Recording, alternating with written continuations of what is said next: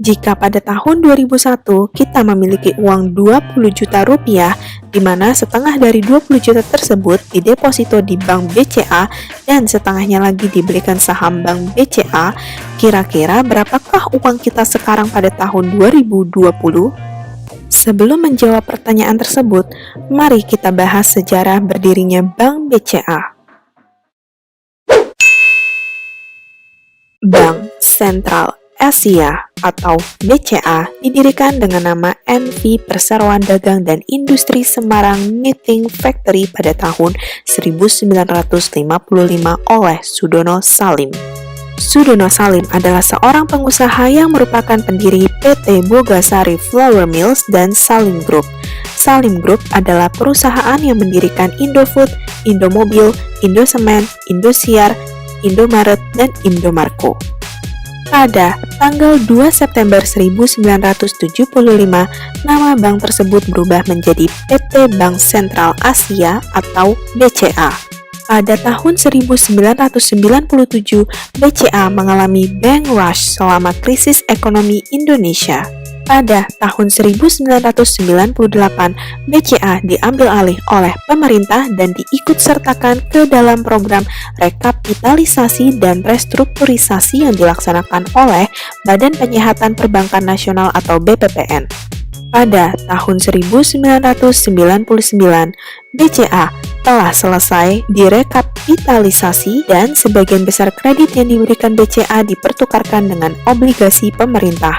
Pemerintah Indonesia melalui BPPN kemudian menguasai 92,8% dari kepemilikan BCA. Pada bulan Mei tahun 2000, BPPN mendivestasikan 22,5% dari seluruh saham BCA melalui IPO atau Initial Public Offering, sehingga kepemilikannya atas BCA berkurang menjadi 70,3%.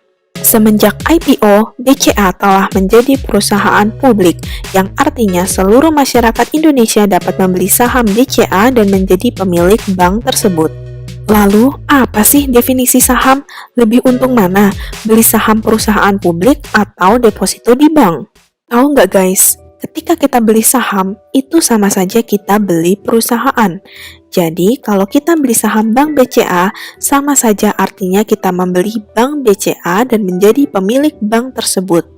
Jadi, walaupun kita hanya membeli satu lot atau 100 lembar saham BCA, tetap saja kita adalah pemilik Bank BCA, walaupun jika dipresentasikan kepemilikan saham kita hanya 0,00001% dari total saham Bank BCA. Jika pada tahun 2001 kita memiliki uang 20 juta rupiah, di mana setengah dari 20 juta tersebut dideposito di Bank BCA dan setengahnya lagi dibelikan saham Bank BCA, kira-kira berapakah uang kita sekarang pada tahun 2020? Berikut rata-rata tingkat suku bunga efektif setahun simpanan untuk Bank BCA dari tahun 2001 hingga tahun 2019. Jika pada tanggal 1 Januari 2001 kita menaruh 10 juta rupiah untuk deposito dengan bunga 12,84%, maka pada tanggal 1 Januari 2002 uang tersebut berkembang menjadi 11.284.000 rupiah. Dan jika uang yang telah berkembang tersebut kita depositokan lagi di tanggal 1 Januari 2002 dengan bunga 13,86%, maka pada tanggal 1 Januari 2003 uang kita telah berkembang menjadi 12.847.962 rupiah. Jika setiap tahun kita melakukan hal yang sama, maka pada tanggal 1 Januari 2020, uang kita telah berkembang dari 10 juta rupiah menjadi 32,6 juta rupiah, yang berarti telah mengalami kenaikan sebesar 226% selama 19 tahun. Lalu, bagaimana dengan uang 10 juta rupiah yang kita belikan saham Bank BCA pada awal tahun 2001? Berapakah nilai investasi tersebut pada awal tahun 2020? Berikut harga saham tertinggi dan terendah dari tahun 2001 hingga tahun 2019. Dan pada akhir tahun 2019, harga saham Bank BCA ditutup pada harga Rp33.425. Jika kita lihat, harga saham BCA selalu naik dari tahun ke tahun kecuali pada tahun 2003 dan tahun 2008, di mana tahun 2008 adalah tahun krisis finansial di seluruh dunia yang mengakibatkan hampir semua harga saham turun. Jika pada tahun 2001 kita membeli saham di harga tertinggi yaitu Rp379, maka per tanggal 1 Januari 2020, uang 10 juta yang telah kita investasikan di saham Bank BCA telah berkembang menjadi Rp879 juta, yang artinya telah mengalami peningkatan sebesar 8.700% selama 19 tahun.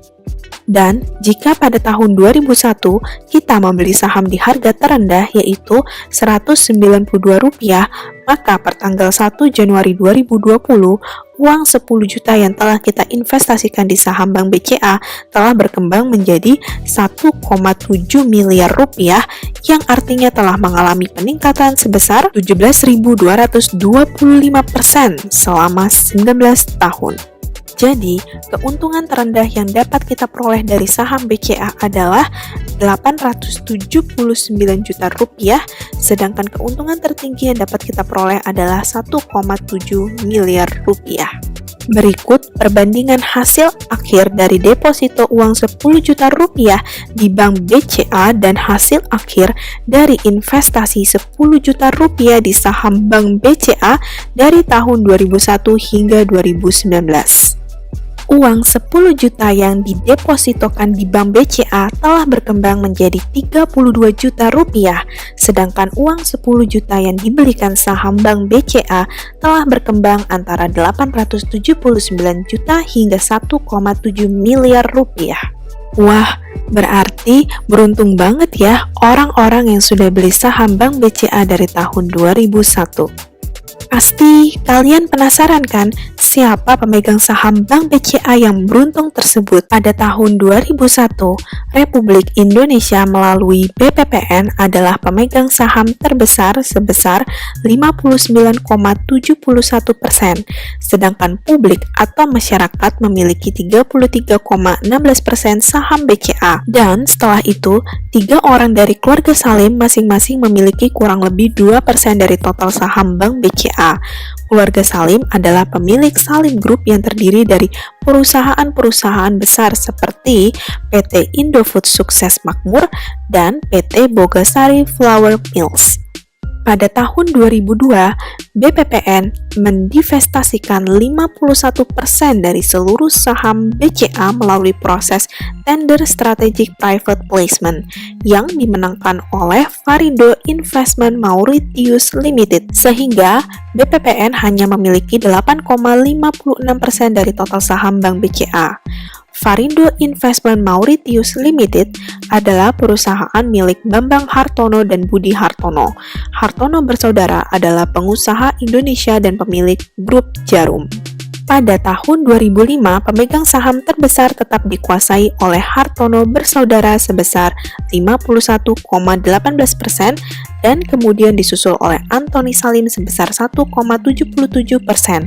Sedangkan negara Republik Indonesia telah mendivestasi sisa saham di BCA dan tidak lagi memiliki kepemilikan saham di BCA. Struktur pemegang saham ini terus berlanjut hingga sekarang, namun hanya ada perubahan di penamaan perusahaan milik Hartono bersaudara dari yang mulanya bernama Varindo Investment Mauritius Limited menjadi PT Dwi Muria Investama Andalan. Jadi, pemegang saham BCA terlama adalah Antoni Salim yang telah memiliki saham BCA dari tahun 2001 hingga sekarang, dan yang kedua adalah Hartono bersaudara yang telah memiliki saham BCA dari tahun 2002 hingga sekarang. Jadi, berapa triliun kira-kira keuntungan Antoni Salim dan Hartono bersaudara sebagai pemegang saham Bank BCA? Jadi, ada dua keuntungan yang mereka dapatkan dari memiliki saham Bank BCA. Yang pertama adalah keuntungan dari dividen, dan yang kedua adalah keuntungan dari kenaikan harga saham. Untuk yang belum tahu apa itu dividen, dividen adalah pembagian laba kepada pemegang saham berdasarkan banyaknya saham yang dimiliki.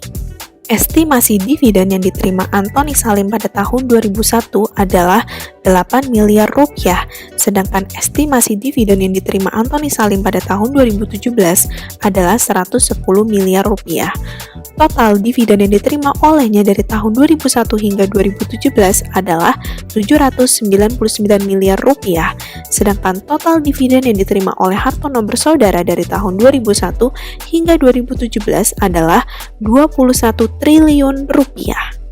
Keuntungan kedua yang diperoleh dari saham adalah keuntungan kenaikan harga saham.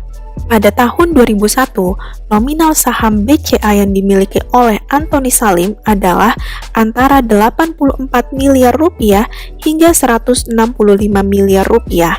Sedangkan pada 1 Januari 2020, nominal saham BCA yang dimiliki oleh Anthony Salim sebesar 14,5 triliun rupiah, sehingga ia memperoleh keuntungan kurang lebih sebesar 14,3 hingga 14,4 triliun rupiah.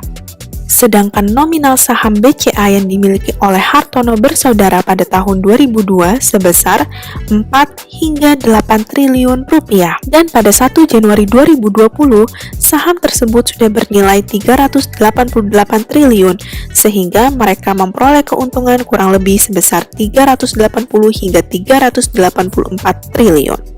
Jika keuntungan dividen dan keuntungan kenaikan harga saham dijumlahkan, maka total keuntungan mereka dari saham BCA sebesar 15,1 hingga 15,2 triliun rupiah untuk Anthony Salim dan 401 hingga 405 triliun rupiah untuk Hartono bersaudara. Jadi, tidak heran jika berdasarkan majalah Forbes, Anthony Salim adalah orang terkaya nomor 6 di Indonesia dengan total kekayaan sebesar $5.5 billion atau kurang lebih setara dengan 77 triliun rupiah. Sedangkan Hartono bersaudara adalah orang terkaya nomor 1 di Indonesia dengan total kekayaan sebesar $37.3 billion atau kurang lebih setara dengan 522 triliun rupiah.